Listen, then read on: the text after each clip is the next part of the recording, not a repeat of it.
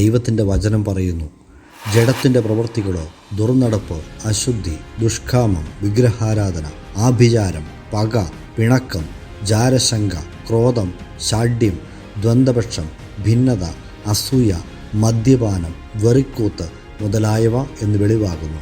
ഈ വക പ്രവർത്തിക്കുന്നവർ ദൈവരാജ്യം അവകാശമാക്കുകയില്ല. വളരെ വ്യക്തമായി പറയുകയാണ്. പാപത്തിൻ്റെ പ്രവൃത്തികൾ നമ്മുടെ ജീവിതത്തിലുണ്ടെങ്കിൽ ദൈവരാജ്യം അവകാശമാക്കുവാൻ ഒരു മനുഷ്യന് സാധിക്കുകയില്ല. ഇവിടെയാണ് കർത്താവായ യേശുക്രിസ്തുവിൻ്റെ വാക്കുകളുടെ പ്രസക്തി. കർത്താവ് ഇപ്രകാരം വിളിച്ചു പറഞ്ഞു, കാലം തികഞ്ഞു, ദൈവരാജ്യം സമീപിച്ചിരിക്കുന്നു, മാനസാന്തരപ്പെട്ട് സുവിശേഷത്തിൽ വിശ്വസിപ്പിൻ. അതെ, മാനസാന്തരപ്പെടണം, പാപവഴികളെ വിട്ട് ദൈവത്തിങ്കിലേക്ക് തിരിയണം, സുവിശേഷത്തിൽ വിശ്വസിക്കണം. അഥവാ യേശു എൻ്റെ പാപങ്ങളെ ഏറ്റെടുത്തുകൊണ്ട് കാൽവരിയിലെ ക്രൂശിൽ എനിക്ക് പകരക്കാരനായി മരിച്ച് ഉയർത്തെഴുന്നേറ്റു എന്ന് വിശ്വസിക്കണം. ഇപ്രകാരം വിശ്വാസത്താൽ യേശുവിനെ രക്ഷകനായി ഹൃദയത്തിൽ സ്വീകരിക്കുന്നവൻ ദൈവരാജ്യത്തിൻ്റെ അവകാശിയായി തീരും.